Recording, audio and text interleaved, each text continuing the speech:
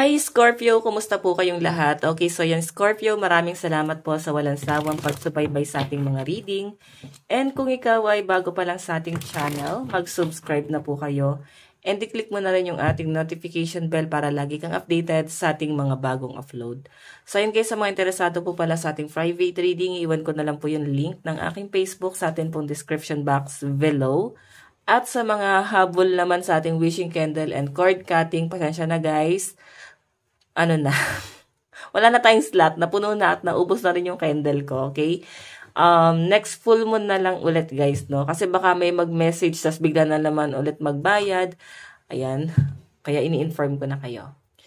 Okay, so, ayan. Tignan natin guys.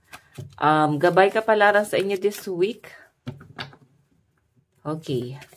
Scorpio, Sun, Moon, Rising, and Venus sign. Gabay kapalaran this week.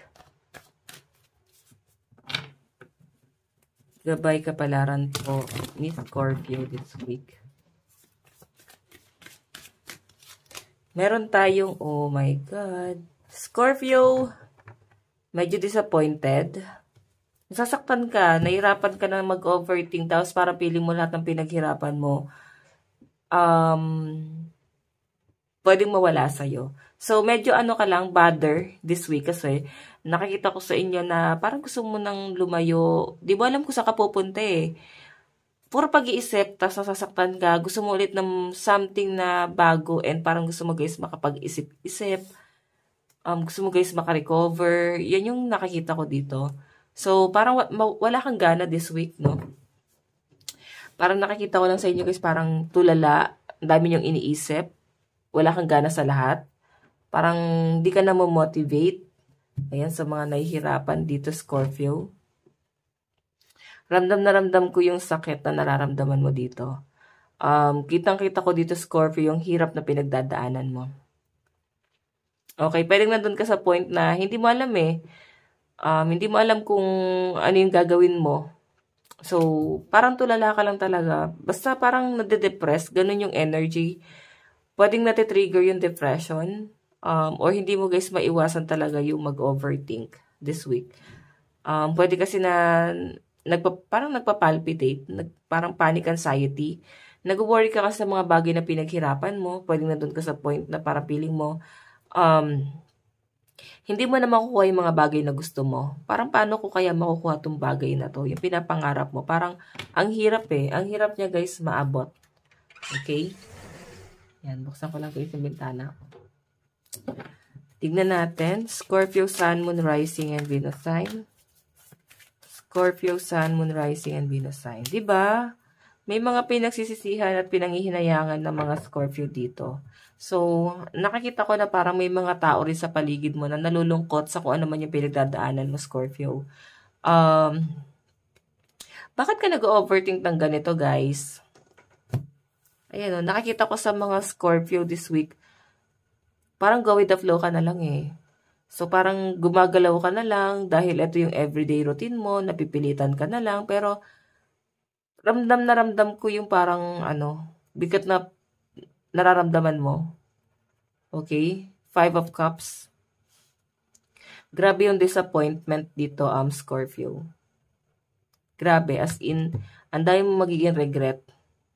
Or pwedeng ngayon pa lang guys, na-imagine mo na yan, tapos madadala mo siya this week. Okay, tingnan natin.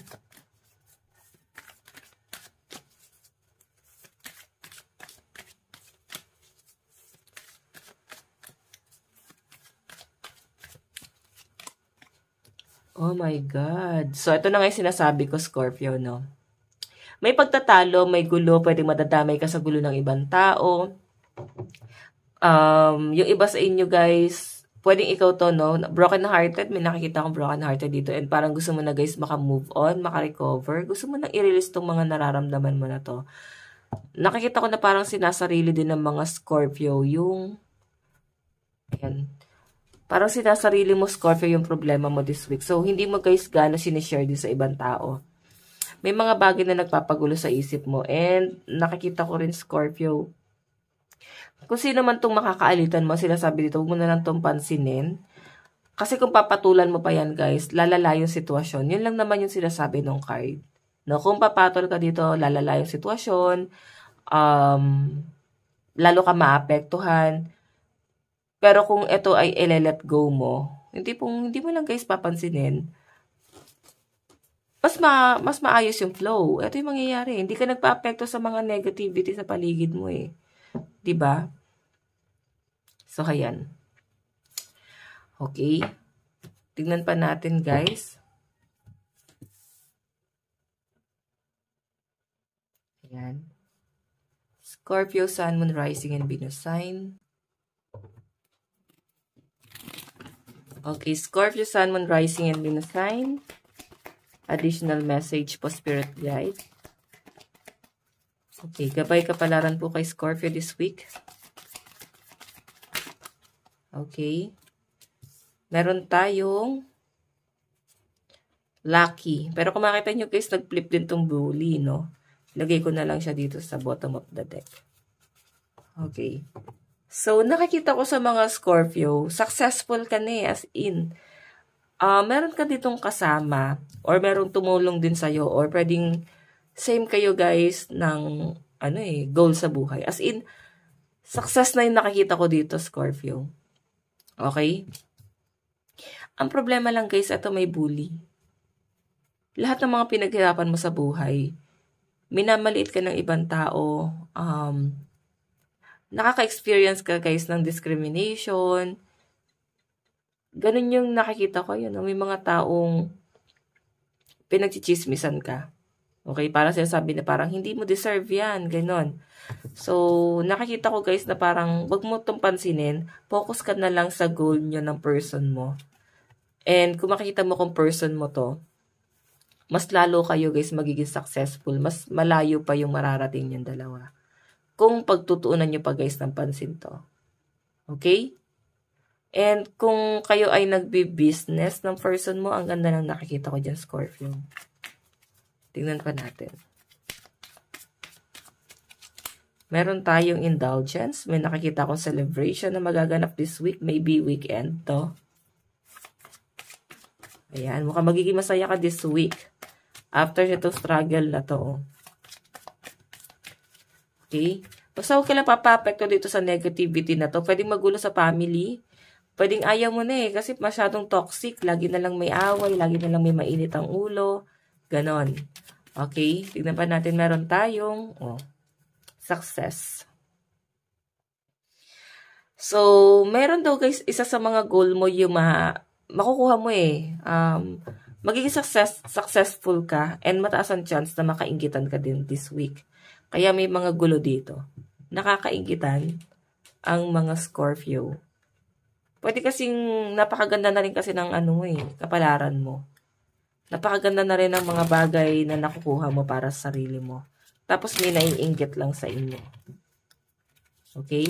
Tignan natin guys. Ay, laki number mo is 32, 47, 19. Advice. Meron tayong view from above. Get the big picture. Diba? Tanawin mo pa rin kung saan ka nang galing. Once na makuha mo itong success na to. Mukhang swerte ka this week. Ang daming blessing.